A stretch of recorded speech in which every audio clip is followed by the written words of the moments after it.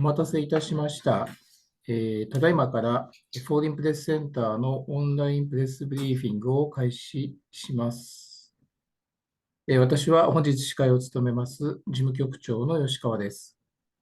Thank you for waiting, ladies and gentlemen. We will begin the online press briefing by Foreign Press Center Japan. I'm happy to be serving as the moderator for this event. I am Yoshikawa, the Secretary General of FPCJ.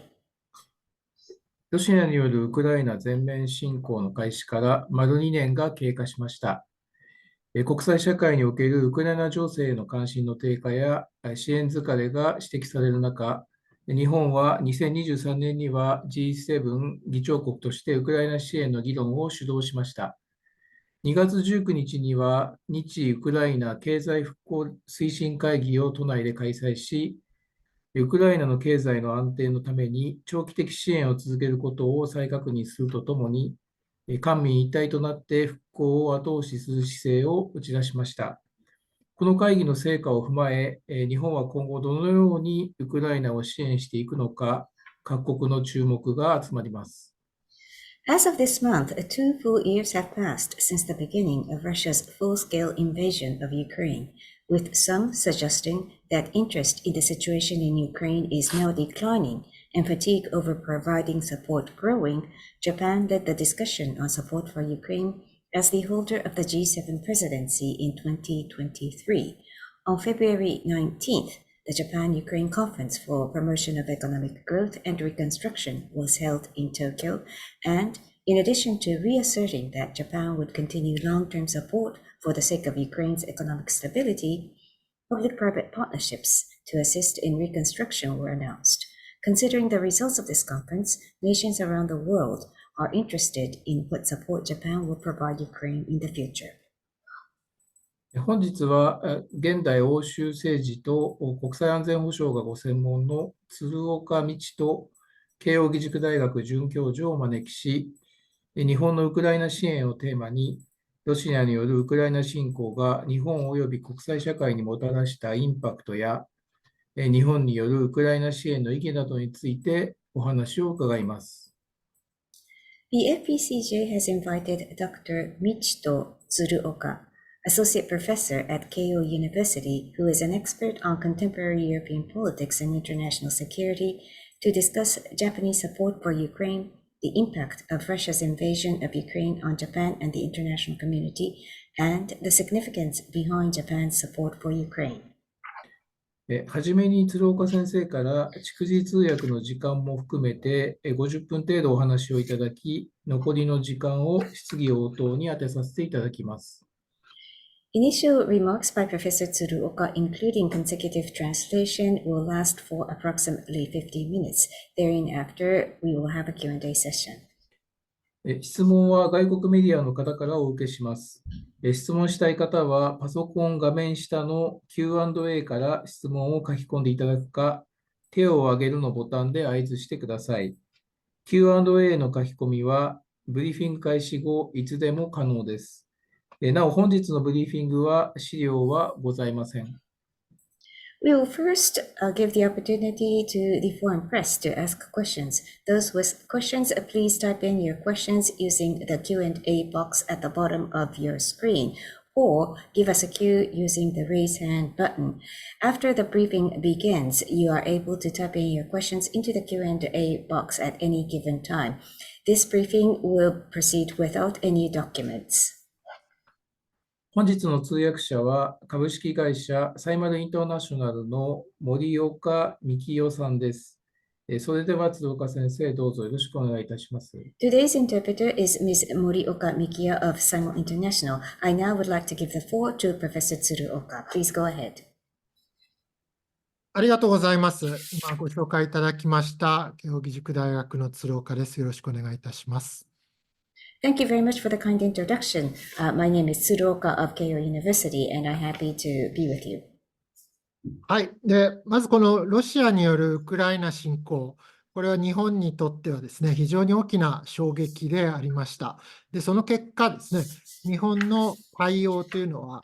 2014年のロシアによるクリミアの一方的併合の時とは全く違う厳しいものになりました。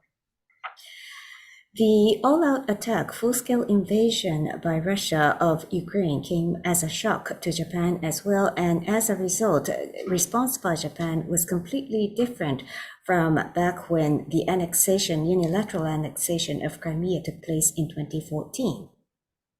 で、この対応が今回非常に厳しいと。2014年の時とは違う理由は主に3つあると思います。で、その第1はですね、やはりこのロシアの行為、ロシアのこの破壊ですとか、あるいはウクライナ側の犠牲の規模が全く違うと。今回の方が非常に大きいということが第1です。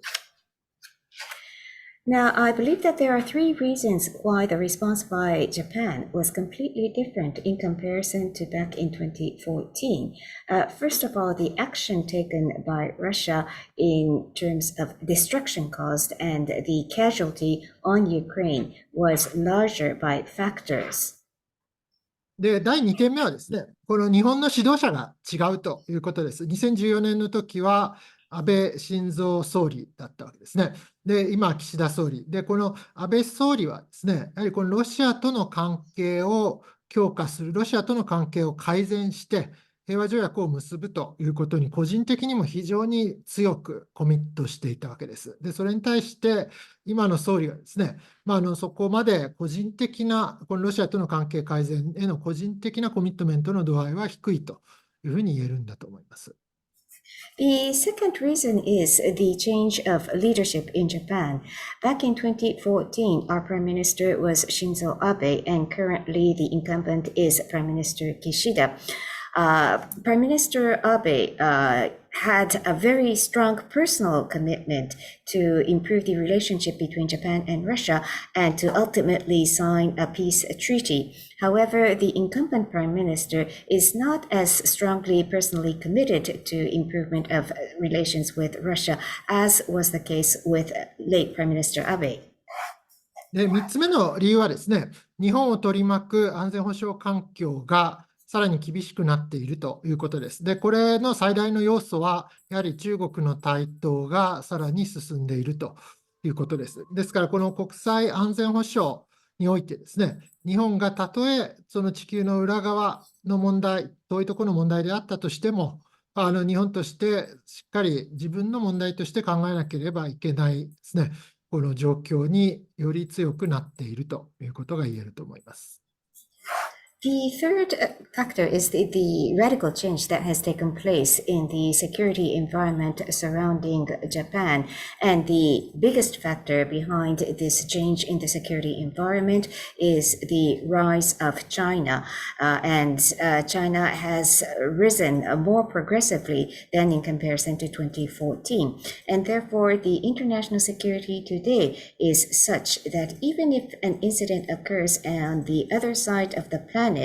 Japan has to consider those events as its own problem. で、この今の今日の状況ではですね、日本とロシアとの関係を改善する、あるいはですね、平和条約交渉を進めるという可能性はほぼゼロということです。で、ロシア側はですね、これに対して、日本がロシアに対して敵対的な行動をとっている。だから交渉は絶対に進まない、関係改善は進まないという姿勢、立場です。で、それに対して日本からするとですね、今回の今のですね、日露関係の状況をもたらした最大の原因は、ロシアによるウクライナ侵攻であると。ですから、このロシアが言うところの敵対行為という日本の対ロ制裁はですね、それが原因で関係が悪化したんではなくてですね、ウクライナ侵攻の結果として、こういうことになっているんだと、この点は最初に強調しておきたいと思います。Now, therefore, under such circumstances, the likelihood of improvement in Japan-Russia relationship that may lead to resumption of negotiations over a peace treaty is zero, no. Now, on the Russian side, Russia asserts that this was caused by the hostile position taken by Japan, and that with Japan's hostile posture, there could be no negotiation and there could not be any improvement of relationship. However, it is the perspective of the Japanese side that it is Russia's aggression of Ukraine that has caused the current state of relationship between Japan and Russia, that Russia's assertion is not factual, that it was not caused by any hostile posture of Japan, nor sanctions by Japan on Russia, that those were the causes that has led to where we are today. で、日本はですね、昨年2023年 G7 の議長国を務めました。で、この文脈も含めてですね、日本はこのウクライナの問題、ロシアの問題に積極的に取り組んできたということだと思います。そしてまた日本にとって、この G7 諸国と協調すると、このアラインメントをですね、しっかり維持する、強化するということの意味は非常に大きかったということです。ですから日本にとっての G7 の重要性というのは非常に上昇している状況にあります。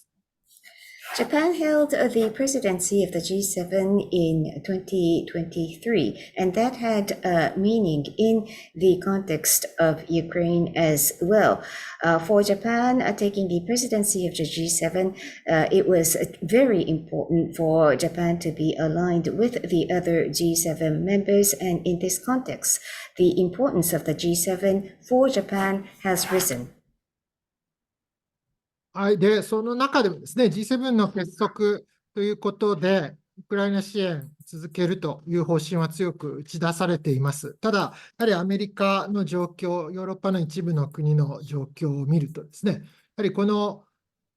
支援疲れとよく言われることがですね、非常に日本から見ても目立っている状況なんだと思います。で、そうした中で、この2月19日に東京で開催したですね、この経済復興推進会議というものは、国際的にもですね、日本はこの支援疲れしていませんよというですね、そのメッセージを出すという意味でも非常に意義があったということだと思います。Through the solidarity of the G7, G7 has been announcing that we will continue supporting Ukraine. However, it has become obvious that aid fatigue has emerged in the United States and some European countries, even from the perspective of Japan. And in this context, the Japan-Ukraine Conference for Promotion of Economic Growth and Reconstruction was held in Tokyo on the February 19th. And this had a very significant meaning in that Japan delivered an international message that Japan is not suffering from aid fatigue. で、この今、ウクライナの戦況にですね、目を転じますと、よく我々、膠着状態、ステイルメットという言葉を使いますけれども、現状はもっと厳しいんだと思います。やはり、この武器、弾薬がウクライナ側で相当不足しているという中で、ロシアがこの優位に立って占領地を広げている部分があります。ですから、この膠着状態というよりはですね、この膠着状態の場所もですね、ギリギリの中でどうにか膠着状態が守られている。そして全体として見ればですね、もはや膠着状態という言葉は使うべきではないほど、今、ウクライナは厳しい状況にあります。Now, turning to observe the state of war today, many people describe the situation as stalemate, which is not accurate. The situation on the ground is harsher than that due to the artillery and ammunition deficit experienced by Ukraine. That has given advantage to Russia, who has taken more territories. And therefore, in some places, there is barely some stalemate. But if we are to describe the situation at large, I do not think that stalemate is the appropriate subject, that the actual situation is much more difficult than a stalemate. この戦場の前線でですね、この武器弾薬が足りないという問題も非常に大きいんですが、もう一つ重要なのはですね、この防空ミサイル、対空砲ですとか、この防空ミサイルのこの迎撃弾ですね、インターセプターが足りないということです。で、これがですね、今まではロシアのドローンですとかミサイルの攻撃を相当程度撃ち落としてきたですね、迎撃に成功してきました。ただ、これがもし迎撃できなくなるとですね、この首都キーウの被害が広がるということも考えられますし、この補給拠点とか軍のさまざまな拠点が破壊されていくと、そうするとですね、前線を維持することがより難しくなってしまうと、こういった問題を今抱えているわけです。Now, this lack of artillery and ammunition in the front line is extremely a significant issue. But on top of that, we have to also focus on the waning capability of intercepting air defense, intercepting missiles and drones from Russia. In other words, the air defense system. So far, Ukraine has been rather successful in intercepting drones and missiles launched from Russia. But if this capability is to decline, that will heavily affect the capital city, Kyiv, and will cause more destruction of resupply bases of the Ukrainian forces, and therefore it would become even more difficult to maintain the front line. で、日本のウクライナ支援について触れていきたいと思います。この金額で言えばですね、過去2年で外務省の数字ですと120億ドルないし121億ドルということに総額がなっています。ですから、これ総額としてはですね、金額としては非常に大きい金額になっています。Now, turning to support by Japan towards Ukraine, according to figures announced by the Ministry of Foreign Affairs of Japan, in the past 2 years, Japan has provided support worth $12 to $12.1 billion to Ukraine. Amount-wise, this is significant. しかし、この対 GDP 比で見ますと、日本の貢献というのは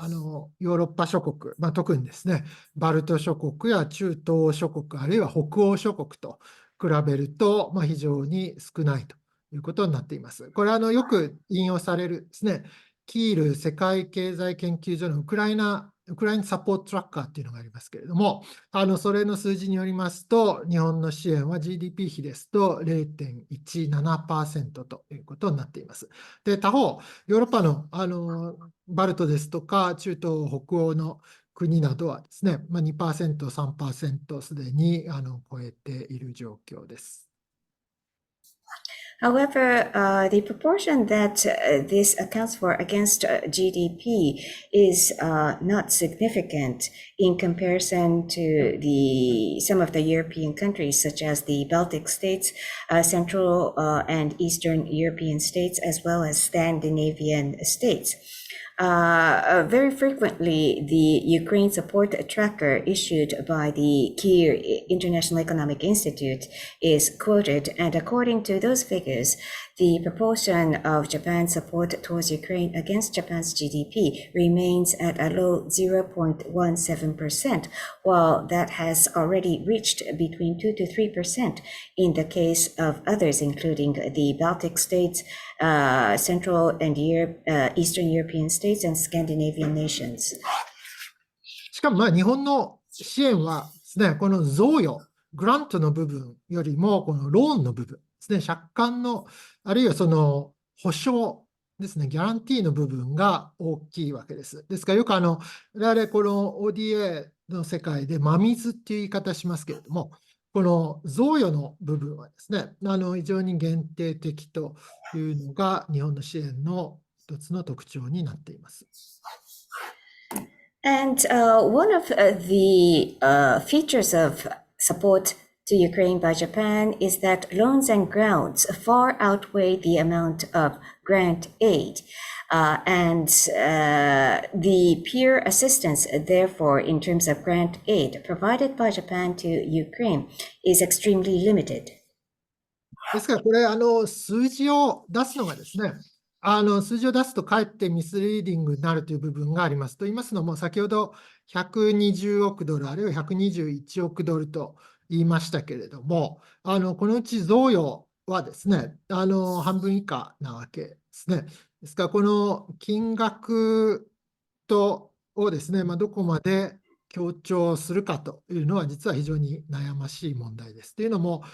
大きい金額をあまり提示するとですね、国内ではですね、それは上げすぎであると、支援しすぎであるというような批判も出てくるということで、政府としてはですね、この発信方法、非常に苦労しているというのが実態です。So, in some cases, it may be misleading to make public these numbers. I quoted the figures 12 billion or $12.1 billion, but against that total support, grant accounts for less than half. So, one issue is to consider to what extent do we stress these numbers, because if we try to advertise that we are giving such high number of dollars to Ukraine, then the domestic general public may criticize the government for giving too much. So the government of Japan is currently struggling in coming up with an optimum communication strategy. このコミュニケーション、発信の仕方ということで言えば、これ、対外的、国際社会に対して、あるいはウクライナに対してはですね、この大きな金額に言及するというのがいいわけですけれども、国内に対しては、そこはあまり強調したくないというのが現実です。So, as far as communication is concerned, Japan wants to and should be referring to these big numbers to the international community as well as to Ukraine. But under the current circumstances, the government does not really want to boast about these big numbers to the domestic audience. 日本におけるこのウクライナ支援への世論の支持というのはですね、ヨーロッパの一部の国と比べると、実はまだまだ高い状況にあります。例えば、2月末のですね、日経と日本経済新聞とテレビ東京の調査ですと、63% が日本の支援策を評価すると答えています。But still, public support in Japan towards Ukrainian assistance is still higher than some of the major European countries. To give you one example, when Nikkei and TV Tokyo did a poll late February, 63% of the respondents answered that they do appreciate and highly evaluate Japan's support towards Ukraine. しかしですね、今年ちょうど1月1日元旦に能登半島で大きな地震がありました。で、そういった自然災害の復旧復興などですね、考えると国内にはそのお金をですね、ウクライナに使うよりは国内で使うべきだという声も非常に強いわけです。で、そうした声をですね、やはり首相官邸含めた政府、あるいは自民党はですね、なかなか無視できない状況にあります。However, Japan was hit by the Noto Peninsula earthquake on New Year's Day, and there is much need to conduct investments for reconstruction and recovery from natural disasters. And there are thus strong voices within the Japanese public that rather than spending money on Ukraine, that we should spend money for domestic purposes. And it is not possible thus for the Prime Minister's office or the ruling Liberal Democratic Party to ignore those voices. で、その結果ですね、このウクライナ支援の例えば総額をなかなか政府が言及しないんですね。先ほどこの120億ドルあるいは121億ドルという数字言いましたけれども、実は外務省とか首相官邸のウェブサイトをどこを見てもですね、その数字は実は載っていません。And as a result, the government tries not to so frequently mention the total amount of support that Japan has so far provided to Ukraine. I mentioned the figures 12 or 12.1 billion, but nowhere on the official website of the Ministry of Foreign Affairs or the Prime Minister's Office of Japan mentions those numbers specifically.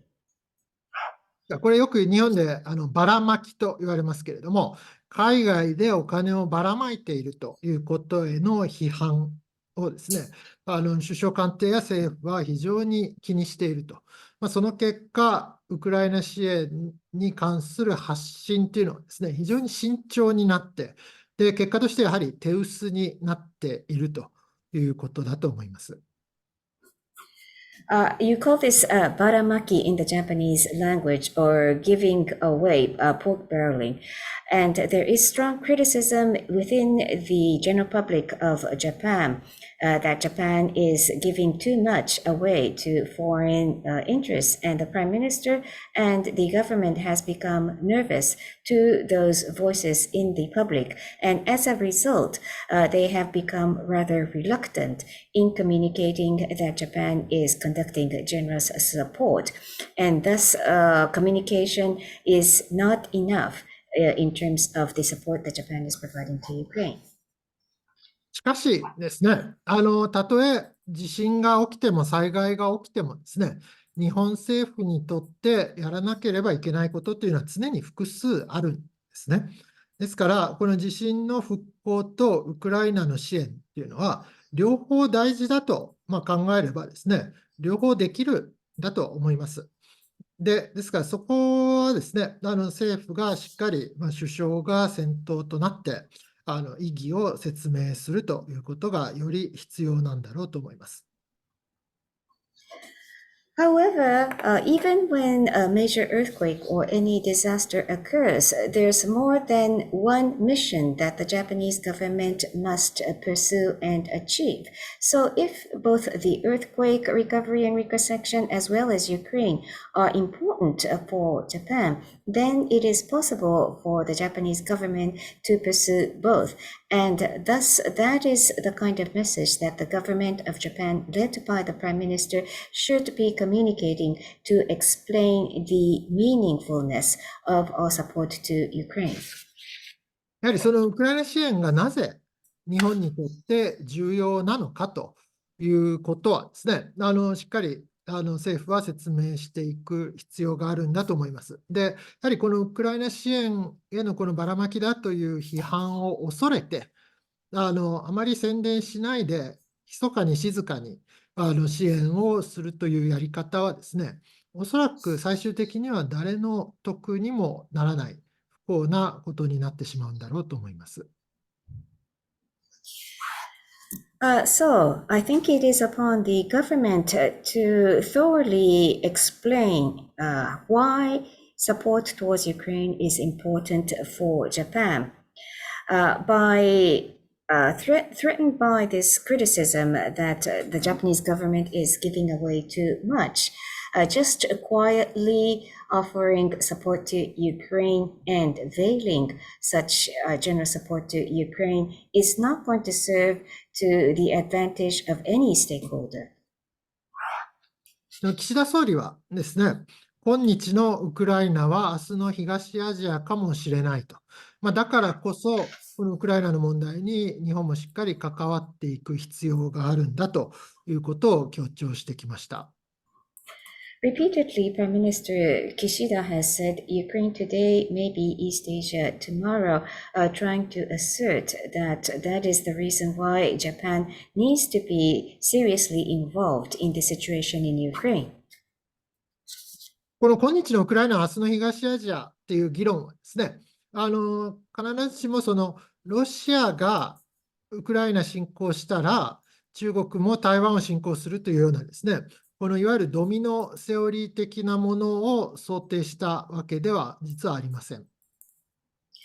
Now, Ukraine today, East Asia tomorrow is not necessarily based upon any assumption of domino theory, implying that Russia's invasion of Ukraine will lead to invasion by China over Taiwan. これ、日本のメッセージとしてはですね、その今日のウクライナ、明日の東アジアだという時の日本のメッセージはですね、この今、ヨーロッパで大きな戦争が起きている。それに対して日本は支援をしていると。で、そうだとしたら、もし東アジアで大きな問題が起きれば、ヨーロッパも同じように日本、そしてアジアの安全保障のために支援をしてほしいと、こういうメッセージなわけです。The message behind is that Japan is supporting this war that is occurring in Europe. So, if something of a contingency occurs in East Asia, we hope that Europe would come to the support of Japan and Asia to protect the security of this region. このヨーロッパの安全保障とアジア、あるいはインド太平洋の安全保障が不可分であると、インディビジブルであるということはですね、これ今はヨーロッパで戦争が起きているわけですけれども、アジアで戦争が起きた時も、ヨーロッパに非常に大きな影響が及びますと、そういう考えが基礎にあるわけです。The concept that security of Europe and security of Asia or the Indo-Pacific are indivisible is based upon the notion that currently war is occurring in Europe, which is imposing significant impact to Asia. So if a war in Asia occurs, that it would have significant impact on Europe. で、これ一番極端なケースで考えますと、例えば台湾をめぐって武力衝突、特に中国とアメリカの武力衝突が起きたような場合を考えますと、アメリカはアジアに力を集中させなければならなくなるわけです。で、その影響はですね、当然ヨーロッパに及ぶわけですね。ヨーロッパに対するアメリカのコミットメントの度合いというのは低下せざるを得なくなる。低下してしまうことが考えられるわけですね。で、そうしますと、台湾で何か起きたときに、ヨーロッパが具体的に何をするかという問題以前にですね、そういった意味でアメリカがアジアに集中しなければいけなくなる。その結果としてヨーロッパが手薄になるとですね、こういった影響からもヨーロッパは逃れることができないわけです。If I can give you an extreme analogy, say something happens over Taiwan and there's clash of force between the United States and China, then United States will have to concentrate its powers in Asia, which will in turn impact Europe as well, because the US commitment to Europe will become less or you can contemplate that that is a possibility. Before Europe has to think what Europe can do in order to contribute to Taiwan contingency, they have to consider that US commitment in Europe will be waning if United States is forced to concentrate its powers in Asia, and that Europe will not be able to circumvent such impact coming from a contingency in Asia. 日本のウクライナ支援はですね、これまで、一部自衛隊の装備を提供していますけれども、殺傷兵器は一切提供していませんで、民生分野が中心になってきています。Now, although there has been some self-defense force equipment offered to Ukraine by Japan, Japan has never provided any lethal weapons, and so far the assistance has been limited to the civilian domain. この民生中心だというのは、武器供与ができない、この政治的な制約の結果なわけですけれども、その中で、この武器も供与すべきであるという議論はですね、日本の一部にはあります。で、私も個人的にはですね、この武器の供与の可能性というのも探るべきだとは思っていますけれども、ただ、ウクライナの状況を考えたときに、日本が果たせるその武器の供与、あるいはさらに広い安全保障上の役割というのは、構造的に限定的があるということだと思っています。Now, So far, the assistance by Japan has been a civilian domain, and it's partly due to the inability for Japan to supply weapons because of political constraints. But there are some in Japan who stress that Japan should also be providing weapons to Ukraine. And I personally believe that Japan should pursue some avenue to enable the supply of weapons to Ukraine. However, if we consider the current situation in Japan, we have to admit that there are structural limits to what Japan can do in way of providing broadly security support and specifically weapon supply. 2つそれには理由があるんですね。で、1つは日本国内での武器弾薬の製造能力に余力がないということです。There are two reasons to that, and one is that there is no remaining capacity to manufacture ammunition and weapons within Japan. 実はこの自衛隊のこの武器弾薬の貯蔵のレベルもですね、本来あるべきものよりは非常に低い状況になっています。ですから今後数年間かけて、この武器の弾薬庫もですね、今新しいのを作っている途中ですし、どのようにして在庫を増やすことができるのかということを非常に今取り組んでいるところです。ただ、この製造能力が逼迫している、足りないという問題はですね、非常に重要で困難な課題になっているところです。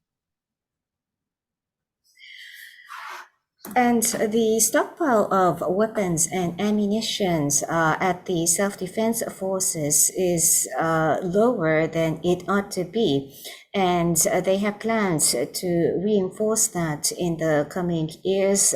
Currently, construction is underway for a new warehouse for weapons and ammunitions. And the SDF is currently studying how they can increase inventory. But it still remains that the manufacturing capacity for these products is extremely tight in Japan, and that difficulty will continue to remain. ですから、その日本でも足りないんで、ウクライナに供与できませんというのは、簡単ですし、ロジックとしてはその通りなんですね。ただ、この日本も今後、日本が直接関わる有事を考えるとですね、日本の武器弾薬の製造能力も抜本的に強化しなければいけないんですね。ですから、この日本も製造能力足りないから支援できませんというだけで議論を終わりにしてはいけないんだと思います。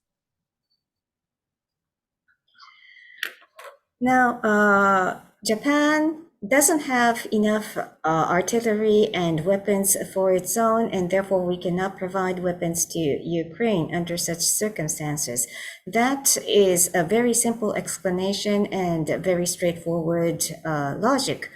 However, contemplating that there could be some contingency where Japan will be a direct party to, then there is the need to drastically reinforce the weapon manufacturing capability within our nation. So we should not be ending the debate just by saying that no, because we don't have enough manufacturing capacity. ですから、これ、ウクライナに殺傷兵器を供与するかしないかという問題を置いといたとしても、それと別としてもですね、日本は日本で、日本のために、この武器のサプライチェーンというものの強化をしっかり考えなければいけないわけです。So even if we sideline and put aside whether Japan ought to be providing lethal weapons to Ukraine, Japan, for its own sake, must strengthen the supply chain for weapons for our own interest. で、日本が果たせるこの安全保障上のこのウクライナ支援における役割が限定的だという理由の第2はですね、2つ目の理由は、これウクライナの戦略的目標が NATO 加盟だということによります。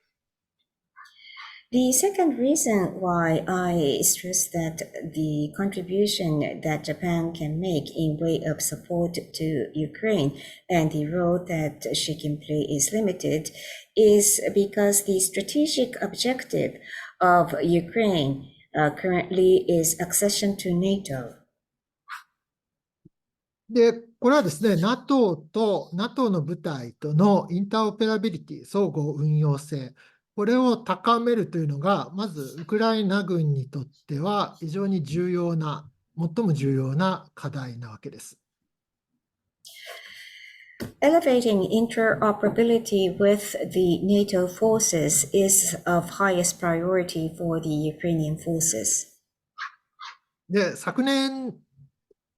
リトアニアのビリニュスで開かれた NATO 首脳会合の際にですね、G7 の共同声明が出されました。で、この声明に基づいて、このデクラレーションに基づいて、今、ウクライナとさまざまな国との間の2国間の安全保障協力協定が締結されています。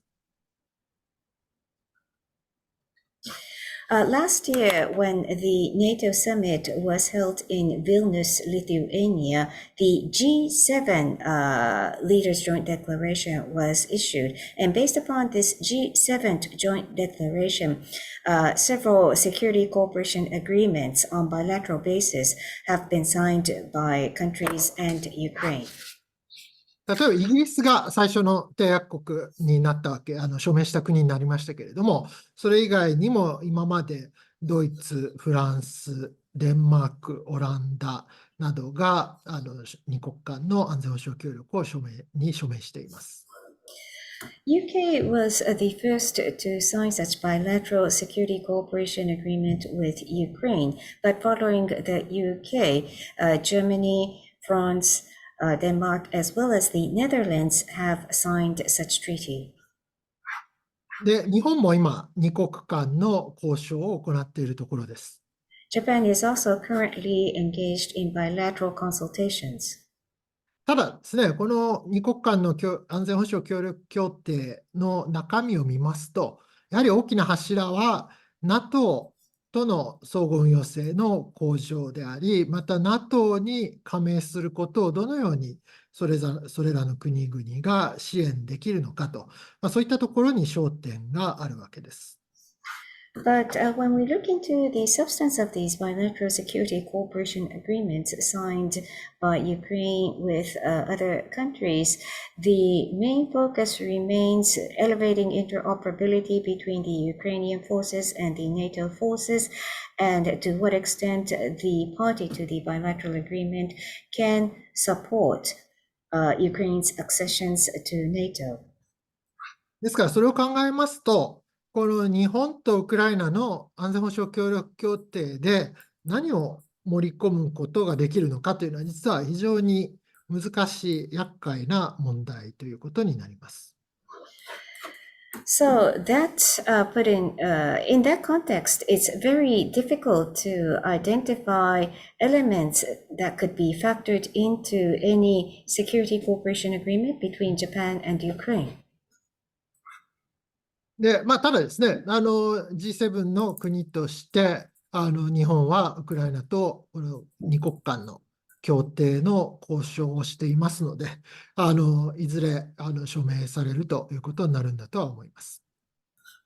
However, as a G7 member, Japan is engaged in consultations for a bilateral security cooperation agreement with Ukraine, which eventually, I suspect, will be signed. で、この日本のウクライナ支援の目的というところを最後にもう一度触れたいと思います。As I close this initial remark, I would like to mention once again the objective of Japan's support for Ukraine. これ、日本でも、あるいはヨーロッパ、アメリカでもですね、今回の戦争に関する目的に関してですね、なかなかきれいな分かりやすい合意がないと思います。Neither in Japan, nor in Europe, nor in the United States is there a clear-cut, easy-to-understand consensus on the objective of this war. いろんな言い方があるんですね。ロシアを勝たせないという時もあれば、ロシアを負けさせるという時もある。ウクライナを勝たせるという時もあれば、ウクライナを負けさせないという時もあるわけです。で、それらをですね、政治指導者が使う場合には、それぞれ非常に別の意味が込められているということになります。There are many ways to describe the situation. Some say the objective is not to let Russia win or to have Russia defeated. Some say to have Ukraine win or not to let Ukraine lose. And there are different meanings behind these statements when political leaders use these phrases in different contexts. 例えばそのロシアを負けさせないと、ロシアを勝たせないということと、ロシアを任せるということですね。で、これは言葉のニュアンス考えても、このロシアを負けさせると、このディフィートするという方が非常に強い言い方になるわけです。For example, if we compare the phrase not to let Russia win versus have Russia be defeated, nuance-wise, the latter is much stronger. で、日本はですね、このロシアを負けさせるというような言い方は基本的にはしていません。Japan,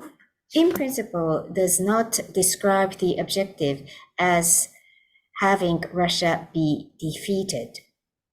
ただですね、このロシアを勝たせないといったときに、このロシアが勝つというのが、ロシアの勝利というのが何を意味するかというところも、結局のところ、コンセンサスがないわけです。But when some use the phrase not to let Russia win, there is no consensus over victory by Russia. で、これ、日本としてはですね、最低限のラインということではありますけれども、このロシアを勝たせないというのが、やはりウクライナ支援の非常に重要な戦略的な目的ということが言えると思います。So, for Japan, at minimum, when we say that the objective is not to let Russia win, that could be described as Japan's strategic objective in providing support to Ukraine. その理由はですね、ロシアが勝ってしまうような世界は、日本にとって非常に都合が悪いということ、これに尽きるかと思います。And the reason is because a world where Russia achieves victory will be a very inconvenient world for Japan. というのはですね、この軍事力を持つ国が、強い軍事力を持つ国がですね、より小さな隣国を侵略して、利益を得てしまうと。この侵略がペイするということ。この前例を日本としてはやはり作りたくないということです。If a country with a strong military power can cause aggression into its smaller neighboring country and enjoy benefits, then that would send the message that aggression and invasion pays, and Japan does not want to recognize such precedents. で、これもちろん中国も見ているわけですね。ですからこの戦争が始まって2年間経ってアメリカもヨーロッパも日本もウクライナ支援も疲れてしまったということになりますと、これ最初は威勢のいいことを言っててもですね、まあちょっと待てば民主主義国家はいずれすぐ諦めるんだと、現状を認めざるを得なくなってしまうんだということですね。そのようなメッセージを発するのは絶対に避けるべきだということです。China is watching the situation too. So if China interprets the situation that after 2 years since the eruption of war, there is support fatigue in United States, Europe, and Japan, China may say that although these countries were initially making big promises that if we wait for a while, the democratic countries will give up. They will have no choice but to recognize the current status quo. And Japan, or we do not want to admit that to happen. G7 に参加する日本としてはですね、その民主主義国家はやはり脆弱なんだ、やはり弱いんだと、我慢できないんだというようなメッセージを避けたいと。そして結果としてですね、もし日米欧がですね、ウクライナ支援を続けられなくなってロシアが勝つようなことになるとですね、これはやはり日本が属しているこの G7 を中心とする枠組み、あるいはその国々の力のやはり凋落というような結果になってしまうわけです。ですから、それは日本としても避けたいということです。Now,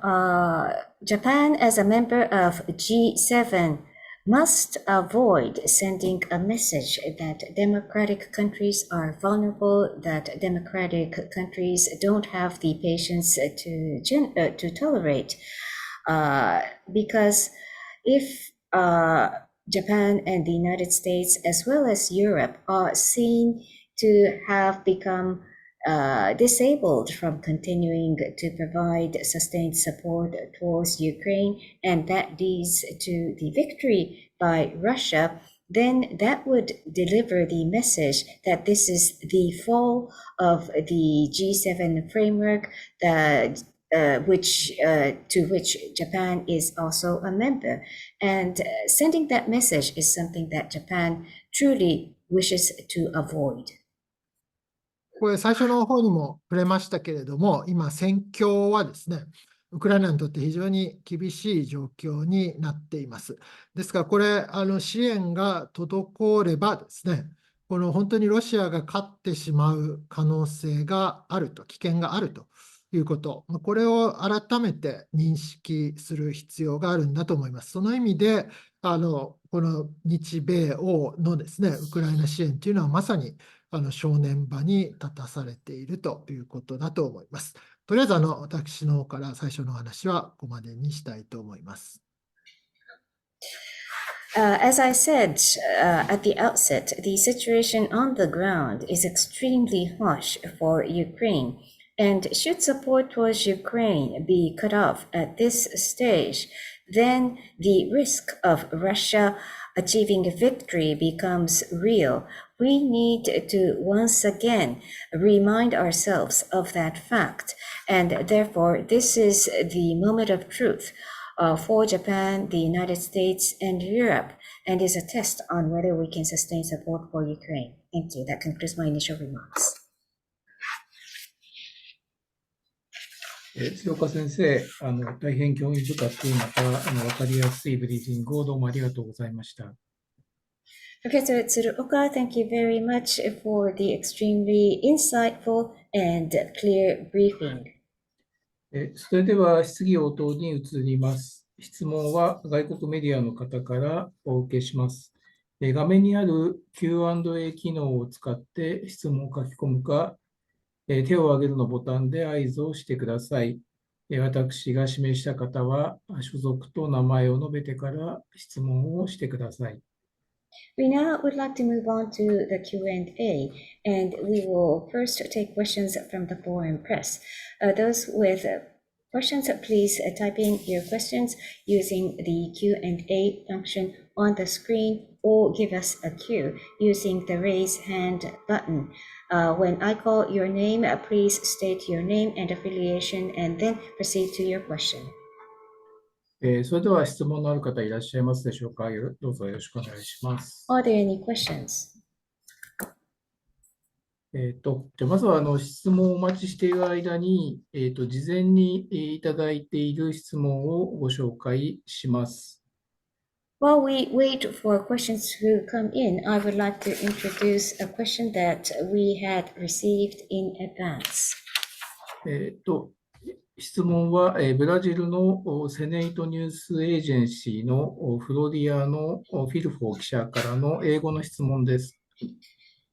The question was submitted by journalist Floriano Filho-san of the Senate News Agency of Brazil in English.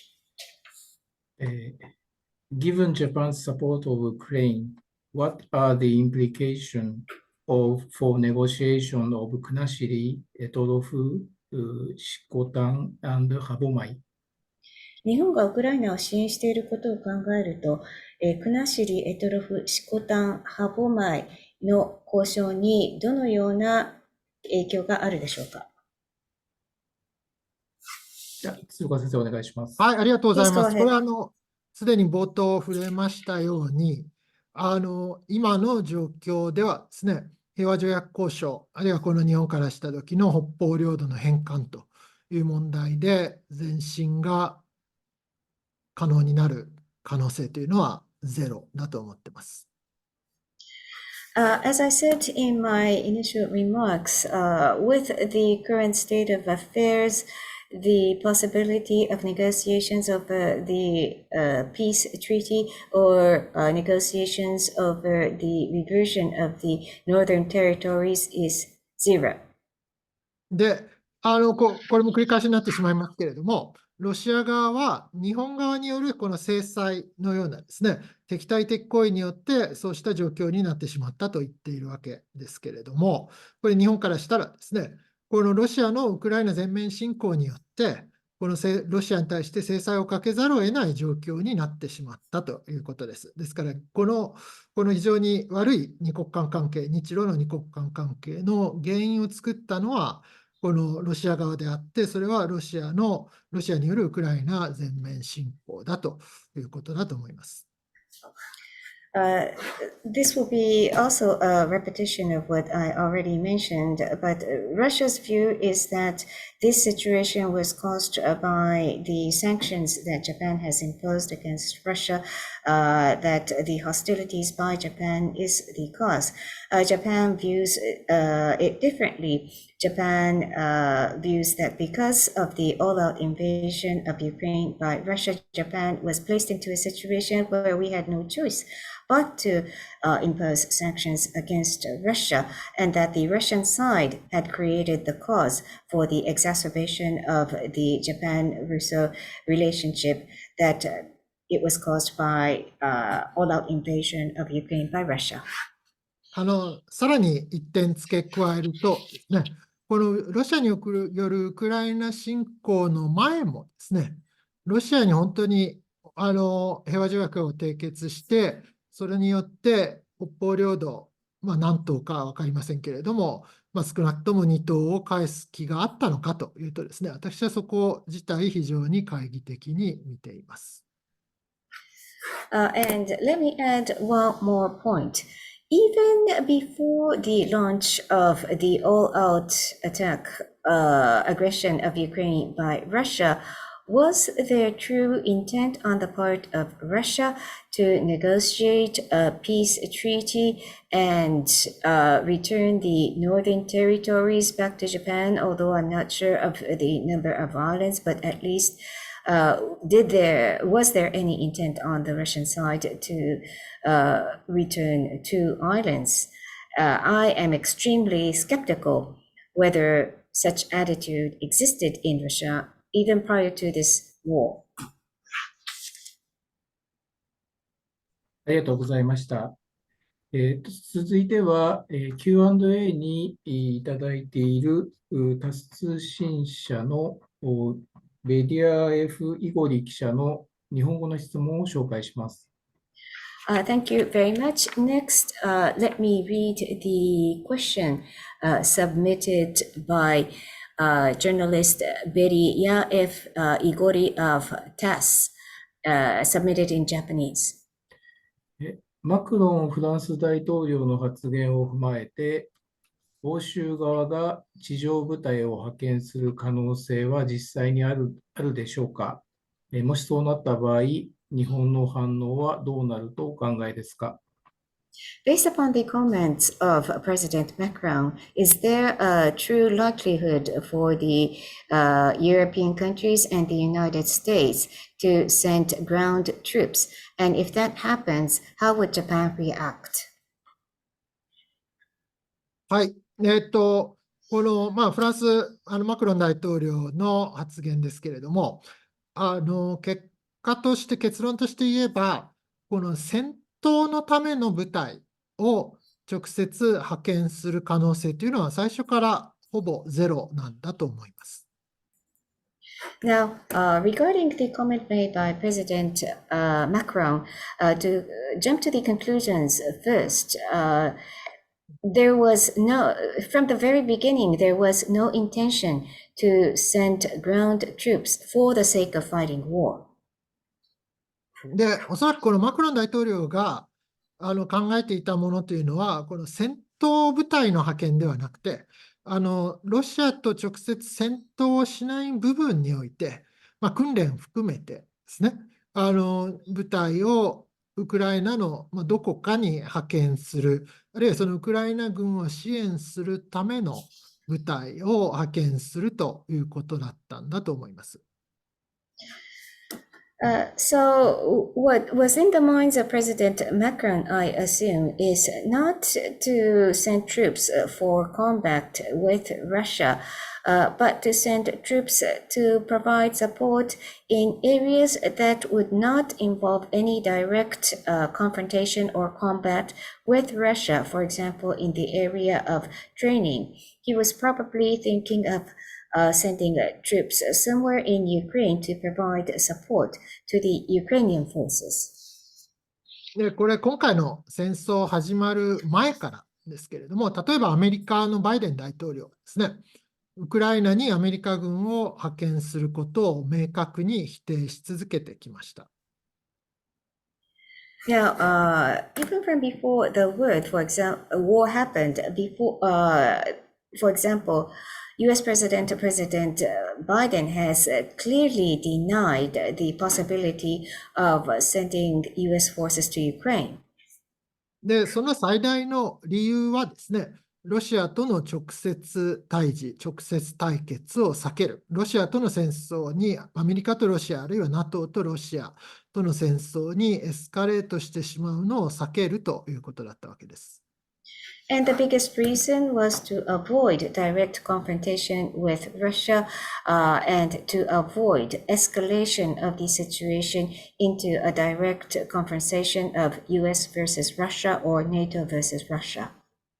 ですから、これ別の言い方をするとですね、ロシアとの直接対決にならない限りにおいて、アメリカや NATO はウクライナを支援するというのが基本的な方針だったわけです。In other words, it was the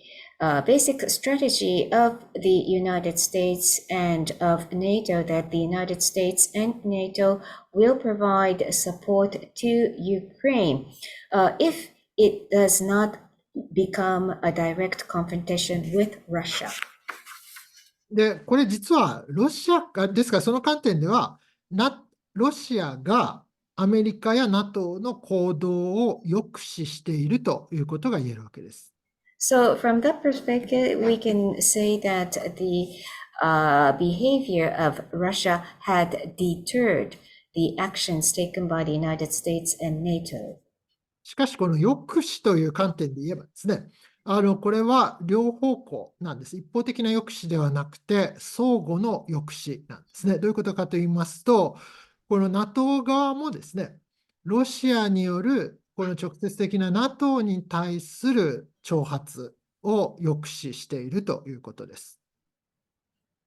But deterrence works both ways. It's not unilateral, it's mutual. And therefore, from the NATO's perspective, NATO's actions are deterring provocation by Russia on NATO. ですから、このポーランドですとかバルト諸国はロシアと国境を接しています。ただ、ロシアはですね、それらの国々に直接的な軍事的挑発を今までしてきていません。あるいはですね、この戦車を供与する、長距離のミサイルを供与するというときですね、もし戦車を供与したら直接の交戦国とみなすというような警告をロシアは繰り返し行ってきたわけです。ただ戦車は供与されたわけですけれども、実際には何もロシアは行動ができなかったということになります。これは NATO 側による抑止が機能しているということの結果なんだと思います。Poland and the Baltic states share borders with Russia, and Russia so far has not made any direct military provocations against these countries. Russia has been constantly saying that should countries offer such equipment as tanks to Ukraine, that Russia will deem such a supplying country as the direct party to war. And in fact, tanks were provided to Ukraine, but Russia has so far not taken any direct military action against the suppliers. This is an example of the deterrence by NATO in function. で、これをマクロの発言に最後戻りますと、この実際に戦闘のための部隊を派遣する可能性はゼロだとしても、やはりこうした発言をした背景の一つはですね、このフランスにおいても危機感が非常に高まっているということだったんだと思います。ですから、この前線でウクライナがずるずると後退して、ロシアの占領地が増えていくというような、この状況が続くとですね、これ本当にロシアが勝ってしまいかねないと。で、ロシアが勝つようなことはですね、ヨーロッパ諸国にとってみれば、ロシアの脅威がより自らの近くまでやってくるということなんですね。ですから、そういったことへの危機感、警戒感、切迫感というものは非常に強まっているんだと思います。Now, coming back to the comments made by President Macron, there was no intention to send combat troops, but the backdrop to him making such comment involves French public raising its concerns or sense of crisis over the war in Ukraine. Ukraine continues to recede on the front line and Russia continues to occupy more territories. If such a situation is sustained, then there may be a case where Russia achieves victory. And if that becomes a reality, then that would mean that the threat of Russia becomes very much in proximity to European countries. And there is elevated sense of caution and imminence over such risk. ありがとうございました。ベリアエフ通信員から追加の質問がございます。Thank you very much. There is an additional question submitted by journalist Beriaev Igori-san of TASS. 関連になりますが、欧米の基本的な立場、すなわちロシアとの直接対立を避けることについて、今後も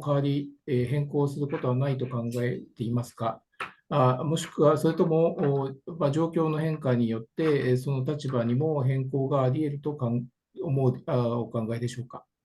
Related question. Do you believe that the basic position taken by European countries and the United States to avoid direct confrontation with Russia will remain unchanged? Or do you believe that if circumstances on the front line changes, that the positions of these countries may also change? ありがとうございます。基本的には変わらないと思います。このロシアとの直接対決を避けるという原則は変わらないと思います。ただですね、このロシアの脅威がよりヨーロッパに近づいたとき、ヨーロッパの NATO や EU に加盟しているヨーロッパ諸国に近づいたときにはですね、やはりウクライナに対する武器の供与を強化しなければならないという考え方は強くなる可能性があると思います。というのは、このヨーロッパ諸国にとってのウクライナ支援というのは、これ単にウクライナがかわいそうだから助けるという話ではないんですね。やはり彼ら自身、ヨーロッパ諸国自身がロシアの脅威にさらされているということです。ですから、ウクライナが負けそうになる状況がやってきた場合には、武器の支援を強化しなければならないという考え方が出てくる。で、その時には今まで供与してこなかったような武器も、供与される可能性というのは十分あるんだろうと思います。Thank you very much. In principle, I believe that the position taken by these countries will not change, that they will continue to try to avoid direct confrontation with Russia. But if Russia's threat becomes closer to Europe, closer to the members of NATO and the European Union, they may begin to more strongly feel that they should reinforce the supply of weapons to Russia. Europe is providing support to Ukraine, not just from sympathy, not just because they feel sorry for Ukraine. They are supporting Ukraine because Europe in itself is confronted with the threat of Russia. And therefore, if we begin to see signs of likelihood for Ukraine to lose, then European countries may choose to reinforce their support to Ukraine in way of supply of weapons and may also begin to supply equipment that they had so far avoided to supply. で、その時に最大の問題になるのは、この切迫感ですとか、この危機感のレベルがヨーロッパ内でだいぶばらつきがあるということなんですね。ですから切迫感が非常に強い国もあれば、やはり地理的に遠い、あるいはその他の理由によってですね、切迫感があまりない国もあるわけです。で、このギャップをどのように埋めていくことができるのかというのをですね、今後 EU や NATO のウクライナ支援の方向性を大きく規定することになると思います。The biggest issue here is that there are differences within the countries that constitute Europe in the level of imminence or sense of crisis they feel towards the situation in Ukraine. Some countries feel that the crisis is extremely imminent, but some countries, because of geographical distance and other reasons, may not feel so strongly that the situation is so imminent. So how can you fill this gap of sense of crisis differing between countries? And that would define the future direction of support towards Ukraine by the EU and NATO. もう少し具体的に言うとですね、このバルト諸国、エストニア、ラトビア、リトアニア、あるいはポーランドといったような国ではですね、もしウクライナが負けてしまうようなことがあれば、次のロシアの標的は自分たちだというですね、非常に強い警戒感があるわけです。To be more specific, Baltic states, Estonia, Latvia, Lithuania, and Poland considers that if Ukraine should lose, then the next target of Russia will become us. で、これはですね、ロシアから地理的に遠い国からしたら、このロシアの脅威に対するこのパラノイアだというような批判もあるわけです。ただ、例えばですね、今、ウクライナでロシアが占領している地域、これ大体10万平方キロぐらいあるんですね、面積でいうと。で、この10万平方キロというのは、実はエストニアとラトビアの国土を合わせた分とほぼ同じなわけです。ですから、これエストニアとかラトビアからしたらですね、このような戦争が起きてしまったら、ウクライナはまだ大きな国なんで持ちこたえていますけれども、エストニアやラトビアみたいな小さな国は本当に地図上から消されてしまうとこういう恐怖感があるんですね。で、そうした恐怖感というのは非常にリアルなものなんだと思います。Some countries that are geographically distant from Russia criticize that these concerns are just based upon paranoia, but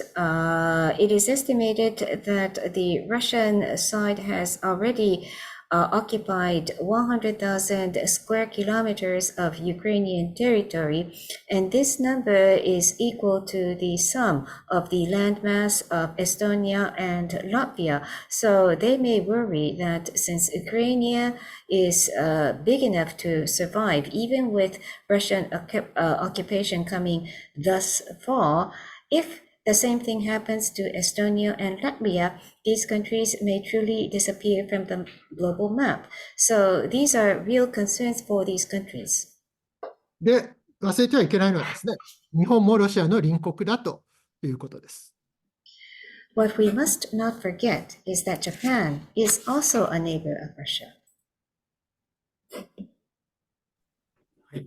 ありがとうございました。記者の方々で他にご質問ある方いらっしゃいますでしょうか。Thank you very much. Are there other journalists with questions?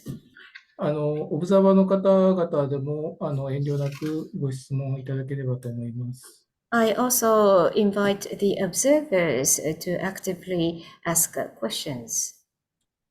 ではお待ちしている間に当センター理事長の児玉から質問をさせていただきます。While we wait for questions to come in, I would like to give President Kodama of FPCJ an opportunity to ask questions. 鶴岡先生、本当に今日はありがとうございました。どうしても先生のお話を伺ってて、せっかくの機会ですね、2つすいません、質問をさせていただきます。第1点は、これ答えはすぐにはないかもしれないんですが、モシトラと言われて、今日もスーパーテューズデーがもう行われてて、トランプ候補が最終的に11月に大統領に選べる可能性は相当あると言われてるんですけども、今の状況ですでに議会でもブロックされているような状況がありますけれども、その状況が今後、先生は今、どういうふうに見ておられるかっていうのが一つ。すいません。もう一点は、中長期的な話で、ポストウクライナ戦争の時の、平和交渉の時の中で、要線はやっぱり結局、ロシアの脅威認識と、ウクライナ、欧州の対ロ脅威認識の、どこで妥協するかというところで、ウクライナは、先ほど先生は戦略的目標は NATO 加盟だと。しかし、おそらくロシアは絶対にそれは許さないというようなところで、一つの政治的な妥協として、もう全くこれは私です。EU 加盟はもちろんいいけれども、NATO は他のやり方で安全保障を担保するというようなことを、まだ全くこんな段階でということかと思うんですけれども、先生、もし何かコメントがあれば、すいません、ちょっと長くなって以上です。Professor Tsuruoka, I don't want to miss this great opportunity to ask you a question, so I have 2 points that I wish to raise. First of all, and you may not have an immediate answer to such a question, but this is a hypothetical question. Super Tuesday has arrived, and we now see true likelihood that candidate Trump may be elected as the incoming president in November this year. Congress is blocking, but how do you view the situation on this front? Secondly, this is a more mid to long-term point and is with regards to post-war negotiations over Ukraine. Say peace negotiation is launched. How can we fill the gap between what Russia perceives as a threat and what Ukraine and European countries views and perceives as threats from Russia? Ukraine's strategic objective is to become a NATO member, as you mentioned in your remarks, which will never be tolerated by Russia. So could there be, and this again is just an idea, could there be a political compromise to let Ukraine become a member of the European Union, but not let Ukraine accede to NATO, but to provide security assurance to Ukraine by other means. Of course, I know it's difficult to answer such a question at this juncture, but I'd appreciate any comments you may have. Thank you. はい、ありがとうございます。一つ目のこのトランプさんが大統領に再びなった時の影響ということですけれども、これよく日本でもしトラというふうに言われて、What if Trump って感じですけれども、で、私このもしトラという言葉あまり好きではありませんで、と言いますのは、実はもう影響が出ているという意味では、私はもうトラ、already Trump だと思っているんですね。で、これはすでに影響が出ているというのがまず一つ大きいですね。下院の共和党に対して相当強い影響力を行使していて、結果としてウクライナ支援がストップしているわけです。ですから、すでに影響が出ているという点、まず注目したいと思います。Thank you very much. On the first question of what if Trump, and we call this moshitora in the Japanese language, which is a word I dislike, and it's better described as motora, in other words, already Trump, because we're already beginning to see the impacts of a possible Trump administration. Trump is exercising extremely significant influence over the Republican-controlled House, where the supply of support to Ukraine has been suspended. So it's already there, the influence of Trump. で、もう一つですね、モストラという言葉は良くない理由は、これトランプが当選しなかったとしても、影響はすでに出ているし、さらに言うと、この影響は続くということです。ですから、これバイデン大統領が再選されても、この問題、終わらないということなんですね。ですから、非常に内向きになったアメリカの世論というものが、やはり構造的に存在しているわけです。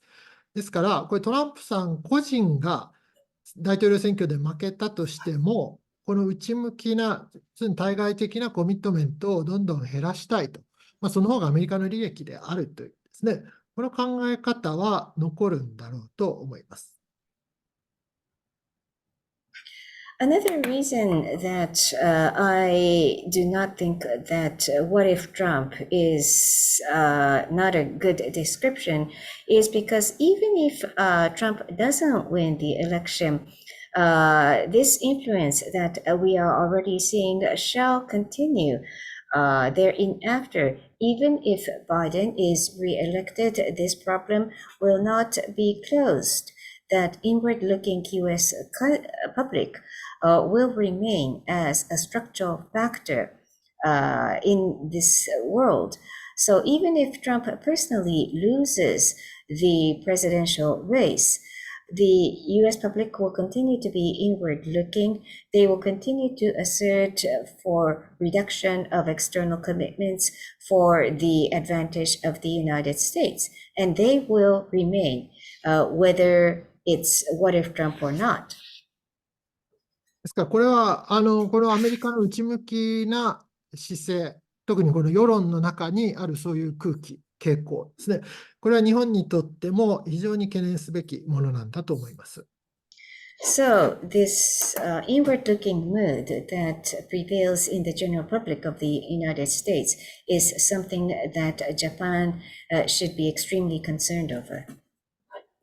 ですから、これ、アメリカの同盟国にとってはですね、いかにお互いが協力して、このアメリカの同盟国同士で協力して、このアメリカが内向きになりすぎないように、そういった環境を作っていけるのかと。これがですね、日本とヨーロッパあるいはオーストラリアなどを含めたですね、アメリカの同盟国にとっての共通の課題なんだと思います。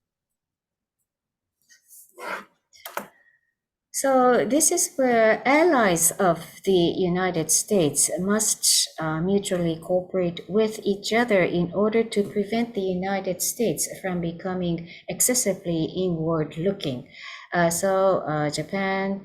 Europe, Australia, and other allies of the United States face a common challenge. 戦後を見据えた話ですけれども、ロシアはですね、一時は NATO に入るのはレッドラインを越えるけれども、EU は構わないというようなことを言っていた時期があるのは確かです。ただ、今後もですね、この立場が維持されるのかどうかは分かりません。Now, regarding the question on the post-war situation, it is true that there was a moment when Russia was saying that although accession of Ukraine to NATO would be a step crossing the red line, that Russia would accept its accession to EU. However, there's a question as to whether this position which tentatively was held by Russia, will be maintained in the future. で、これ EU にとっても問題でして、NATO に入っていないウクライナを EU に受け入れたときにですね、ウクライナの安全保障をどのように保障するのかと、これ大きな問題になって、EU のみではですね、解決できないんだと思います。This is a big issue for EU. If EU were to accept Ukraine, who is a non-member of NATO, how can the EU provide security assurance to such a member state? So it's an issue that EU alone cannot solve on its own. で、ただ、ウクライナに対するこれ安全の保障、セキュリティギャランティーと呼んでますけれども、これをいかにして提供するか。で、この問題に答えが出ない限り、停戦、安定的な停戦というのは無理なんだと思います。However, if we cannot find an answer to how security guarantee can be provided to Ukraine, it would not be possible to accept or secure stable ceasefire. と言いますのも、一旦戦闘が終わったとしても、いつ再開されるかわからないわけですね。ですから、ロシアにとっては単なる時間稼ぎかもしれないと。で、そうだとしたら、この安全の保障の枠組みがないと、つまりロシアが再び侵攻することを防ぐ枠組みがないとですね、この平和、和平、あるいは停戦というものを続けることはできないわけです。Because even if combat ends with a ceasefire, it could be resumed any time. It may just be a way of Russia trying to buy time. So without a framework for security guarantee in place to prevent the next aggression by Russia, it would not be possible to maintain peace or the situation of a ceasefire. で、そうしますと、やはり NATO に加盟するというのが、究極の安全の保障なんですね。ただ、ここで問題になるのは、もし停戦したら NATO に入れますというのが NATO のポジションだったとすると、これ、ロシアからしたら、だったら絶対に停戦してはいけないんだ。戦争を続けないといけないという、そういうメッセージになりかねないということです。ですから、このあたりは非常にジレンマが深いということになります。Now, if Ukraine joins NATO, then that would be the ultimate form of security guarantee to Ukraine. Then, if NATO's position is to let Ukraine become a member to NATO, if there is a ceasefire, then naturally Russia will take the position of doing everything in its power to continue fighting so that it can avoid ceasefire. So if NATO takes such a position, there is a risk that such message will be sent to Russia. So this is a very deep dilemma. はい、ありがとうございます。ありがとうございました。先生、どうも本当にありがとうございました。Thank you very much for the response. ありがとうございました。それでは他に質問がないようなので、司会の私から一問だけ本日のテーマ日本のウクライナ支援について質問させてください。Thank you very much. Since there seems to be no more questions from the audience, I, as the moderator, would like to ask a final question related to today's theme, which is support of Ukraine by Japan. 過去2年間の日本からウクライナへの支援は、ウクライナの現状にどのような影響、もしくは効果を与えているとお思いですか。また、その日本の支援というのは、ウクライナおよび国際社会からどのように評価されているとお考えでしょうか。What kind of effect or impact do you think that the support by Japan to Ukraine during the past 2 years have had on the current status of affairs in Ukraine? And how do you think the international community and Ukraine assesses and evaluates the support offered to Ukraine by Japan? はい、まず、殺傷兵器が供与できないということの結果ですね、このウクライナの戦いを直接支えるという観点でのインパクト、日本の支援のインパクトは限定的なんだと思います。First of all, due to the disability for Japan to provide lethal weapons, the impact that support by Japan has had directly to the combat exercised by Ukraine has been limited. で、しかしですね、この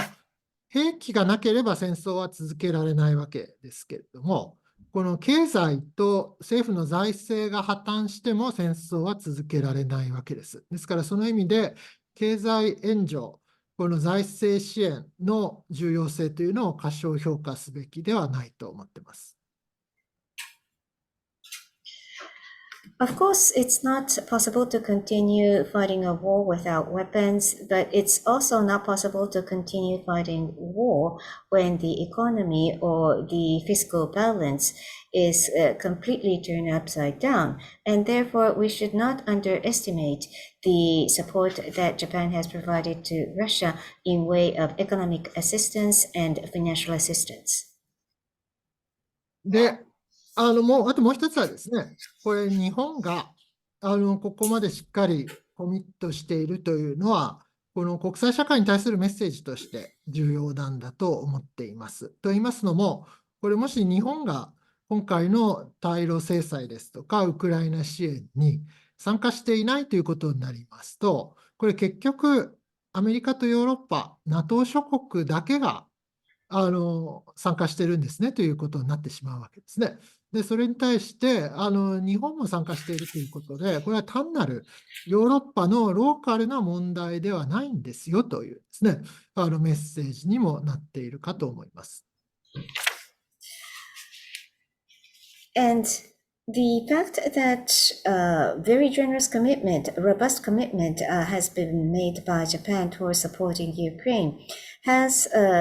great significance as a message to the international community, because if Japan had not joined the others in imposing sanctions against Russia and providing support to Ukraine, that would have projected an image that this is just a NATO problem of the United States and European countries.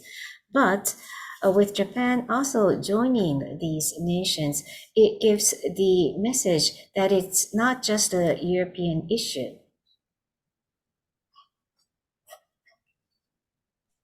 先生、本当にありがとうございました。それでは予定されていました時間も過ぎましたので、本日のブリーフィングをこれで終了いたします。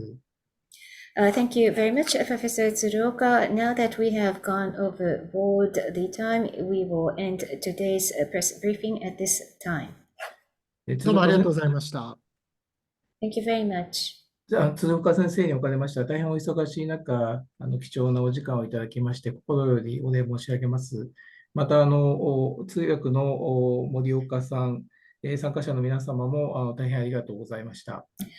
First of all, I would like to thank Professor Tsuruoka for sharing your precious time with us. I also would like